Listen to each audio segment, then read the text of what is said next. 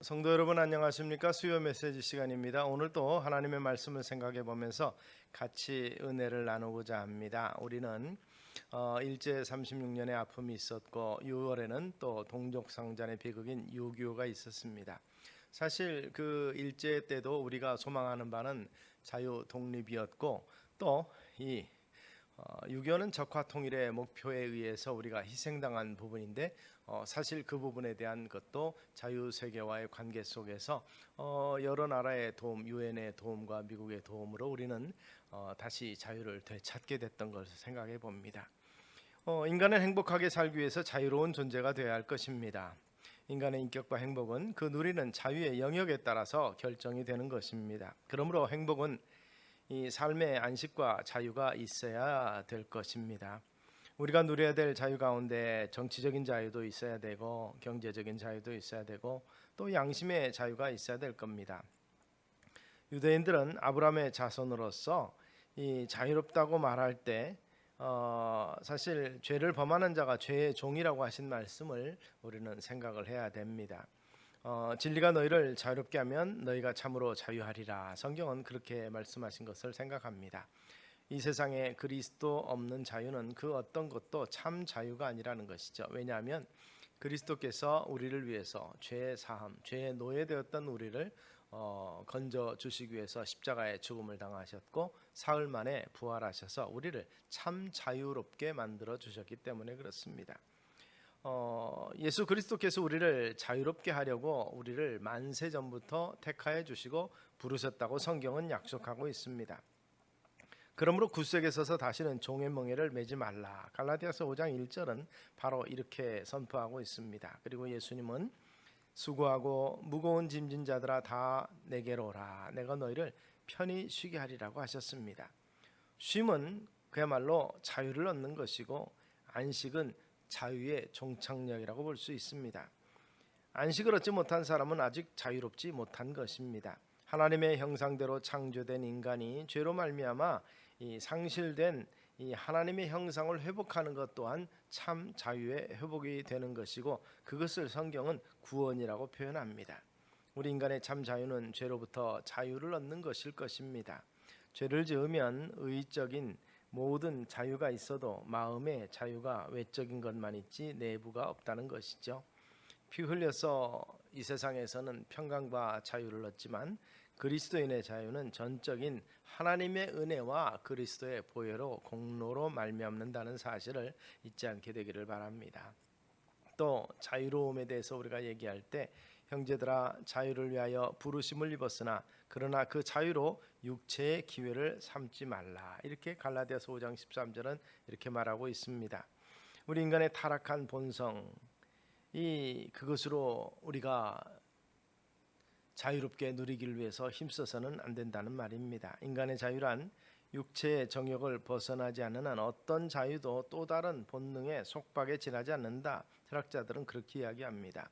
주 예수 그리스도와 함께 자신을 십자가에 못 박고 이제 사는 것은 내가 산 것이 아니요 내 안에 그리스도께서 사신 것이라고 고백한 바울과 같은 고백이 우리 속에 있게 되기를 소망합니다.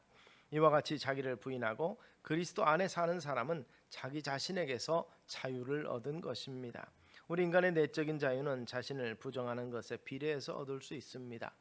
그리스도가 사는 것, 나 자신은 부인되고 그리스도께서 생명 주신 그분의 모습으로 그분의 닮은 모습으로 살아가는 것이 참된 육체의 자유를 벗어나는 자유를 누리는 비결인 것입니다. 참 자유는 그 자유로운 가운데서 하나님의 속성을 닮은 것이라고 볼 수 있습니다. 그 하나님의 속성 중에서 이 사랑의 속성을 담는 것이 참 자유자의 삶의 모습이고 열매가 될 것입니다. 이 자기에게 주신 이 자유를 우리가 스스로 포기하면 손해될 것 같고 망할 것 같지만 이 성경은 이 고귀한 자유를 스스로를 포기하면서 하나님께 속한 자가 되는 자가 복이 있다고 말씀합니다. 이는 참으로 행복을 누리는 자에게 주어지는 특권이라고 말합니다. 이 자유롭게 부르심은 더 큰 자유를 위해서라는 것이 성경의 약속입니다. 성숙한 사람은 자기의 자유를 이기적으로 사용하지 않을 것입니다. 우리로 죄와 허물에서 자유롭게 만드신 것은 그 자신을 즐기도록 부르신 것이 아니라 하나님의 은혜 속에서 하나님의 영광을 위해서 쓰임 받도록 하기 위해서 우리를 부르셨다는 사실을 우리가 기억하시기를 바랍니다. 우리에게 이토록 고귀한 자유를 주신 주님의 은혜에 감사하면서 스스로 주님께 매인받는 자들이 사실은 주님이 의롭다 칭함을 받는 그러한 삶을 사는 자들이 됩니다. 그래서 내가 사랑하고 섬기며 우리 하나님의 종이 되어 살겠다고 다짐하는 삶은 세상에서 가장 복된 삶이 될 것입니다. 또 주님을 헌신하는 그 삶에 하나님께서 큰 은혜와 복을 주실 것입니다. 그래서 그리스도인의 자유는 궁극적으로는 하나님을 섬기는 데까지 가게 되고 하나님의 섬김이 사랑으로서의 종이 되는 것입니다. 서로 종노릇하게 되는 것이죠. 사랑으로 서로 봉사하고 종노릇하는 것이 곧 자유라는 것입니다. 역설적인 것 같지만 그리스도께서 친히 모범을 보이신 자유의 모습이 된다는 사실을 우리가 기억하시기를 바랍니다. 그리스도의 사랑으로 온전해지는 그 자유와 이 속되지 아니하는 거룩함을 우리가 누릴 수 있게 되기 바랍니다. 그리스도의 제자됨의 표시는 사랑으로 참으로 스스로 종되는 것입니다. 스스로 섬기는 모습이 되는 것이 우리 그리스도인이 누릴 수 있는 참 자유의 모습이 될 것입니다. 사랑을 위해서 내 마음을 버리고 의를 위해서 내 생명을 버릴 줄 아는 사람이 이웃을 사랑하기를 내 몸같이 하라 하신 말씀을 이루었다. 갈라디아서 5장은 그렇게 선포하고 있습니다. 이 같은 참된 자유로움이 우리의 삶을 주관케 하는 역사가 그리스도 안에서 우리 속에서 일어나게 되기를 주의 이름으로 축원합니다. 기도하겠습니다. 살아계신 아버지 하나님, 죄와 허물로 종으로 죽었던 저희를 다시 살리사 하나님의 의로운 자로 부르신 것을 기억합니다.